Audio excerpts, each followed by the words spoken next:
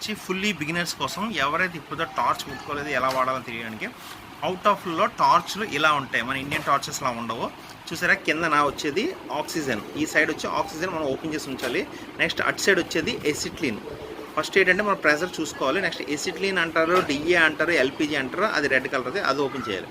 Okay, దాని తర్వాత పైది మనం ఓపెన్ చేసినప్పుడు ప్రెజర్ చూడడానికి అనమాట. అది నెక్స్ట్ డిఏ ఓపెన్ చేస్తాం కదా, ఓపెన్ చేసిన ఎక్కువ ఓపెన్ చేయకూడదు. ఎక్కువ ఓపెన్ చేస్తే బ్లాస్ట్ లాగా ఎక్కువగా వస్తుంది అనమాట. కొంచెం లైట్గా ఓపెన్ చేసి టార్చ్ ఆన్ చేయాలి. ఆన్ చేసిన తర్వాత మనం ఆ ఎల్పిజిని కాస్త కొంచెం ఓపెన్ చేసి ఫ్లేమ్ని ఎక్కువ తెచ్చుకోవాలి.